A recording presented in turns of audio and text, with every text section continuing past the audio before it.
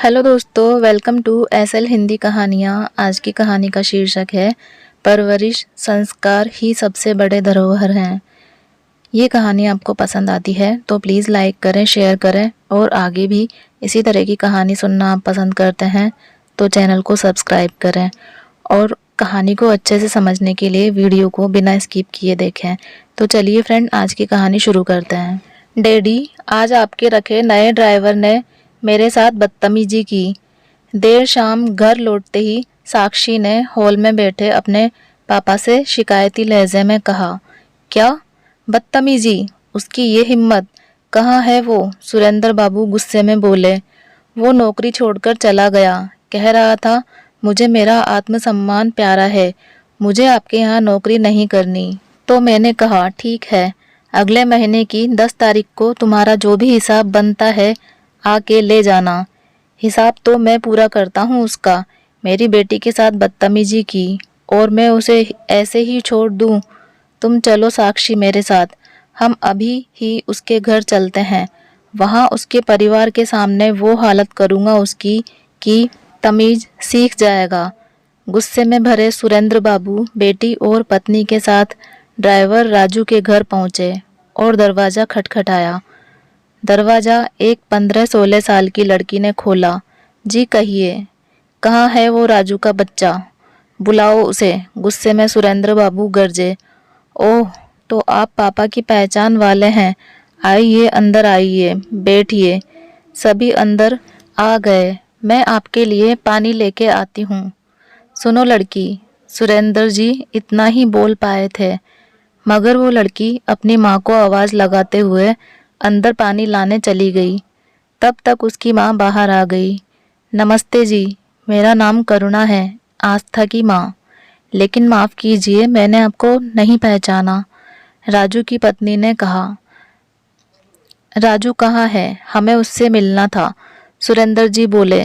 जी वो तो सामान लाने गए हैं, बस आते ही होंगे। ये लीजिए, वो आ गए। राजू को दरवाजे पर आते हुए देखकर करुणा बोली, अरे साहब, मैडम आप यहाँ?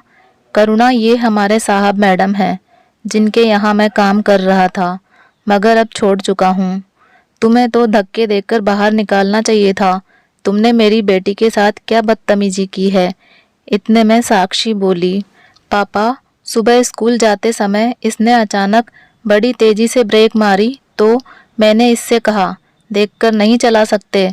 ये तो शुक्र है मैंने सीट पकड़ ली, वरना मैं मुंह के बल गिर पड़ती। तो राजू ने जवाब दिया, बेटी वो अचानक एक छोटी बच्ची रोड क्रॉस करने लगी, मैं ब्रेक नहीं मारता तो उसको लग सकती थी। साक्षी ने राजू से कहा, बहाने मत बनाओ और ध्यान से गाड़ी चलाओ, फिर अगर इस तरह से ब्रेक मारी तो मुझसे बुरा कोई नहीं होगा। और कहने लगी, पापा भी ना जाने कैसे कैसे बदतमीज लोगों को ड्राइवर रख लेते हैं। राजू बोला, बेटी अगर मैं ब्रेक नहीं मारता तो ये गाड़ी थाने में और मैं जेल में होता। साक्षी फिर से बोली, लगता है तुमने इससे पहले इतनी आलीशान गाड़ी नहीं चलाई और ये छोटे लोगों को तो हमारी आलीशान गाड़ी देखकर हमारी गाड़ी से दूर हो जाना चाहिए, ना कि तुम्हारी तरह डर कर ब्रेक मारनी चाहिए। और ये क्या बेटी बेटी लगा रखा है? क्या मैं तुम्हारी बेटी हूँ? साक्षी ने कहा। राजू बोला, तो फिर क्या कहूँ मैं आपको? मैडम को तो दीदी कहते हैं, तो क्या मैं आपको भी दीदी कहूँ? क्या कहा? दीदी? तुम्हारा दिमाग खराब है क्या? मैं क्या तुमसे बड़ी हूँ, बुड्ढे? मुझे बेटी दीदी नहीं, सीधे साक्षी बोला करो, समझे?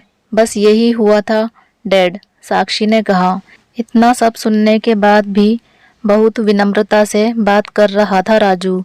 उसने अपने मालिक से कहा, साहब मैं एक बेटी का पिता हूँ, मैंने इतनी जगह काम किया है और मैंने छोटे बड़े सभी लोगों को इज्जत दी है और बदले में इज्जत पाई भी है।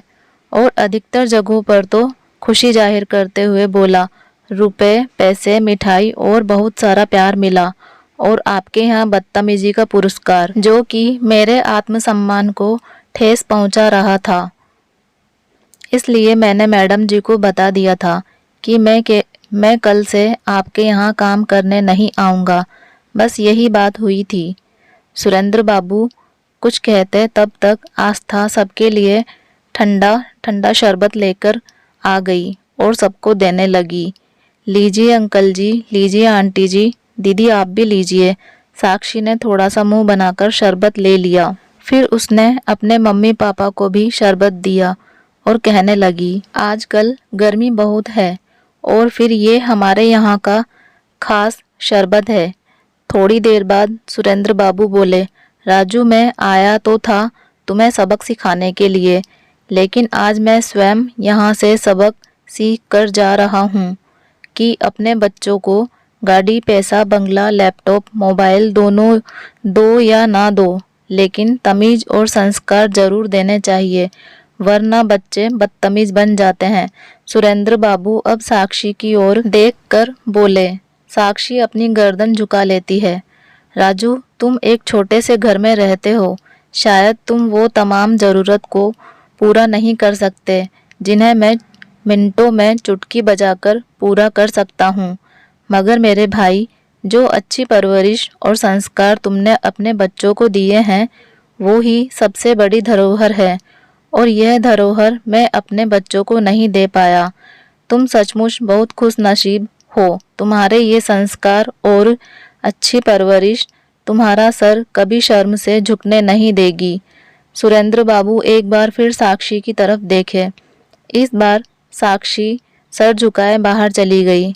सुरेंद्र बाबू ने अपनी बेटी के व्यवहार के लिए क्षमा मांगी और ये वादा करते हुए नौकरी पर आने के लिए कहा कि आगे से कभी ऐसा नहीं होगा, और फिर उनकी पत्नी ने भी हाथ जोड़े और अपने घर चले गए, और राजू भी खुशी खुशी फिर अपने पुराने साहब के यहाँ नौकरी पर चला गया।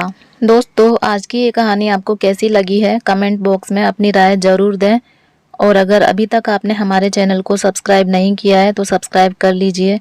मिलते हैं एक और अच्छी सी कहानी के साथ, तब तक के लिए बाय, जय हिंद। वीडियो देखने के लिए आपका बहुत बहुत धन्यवाद।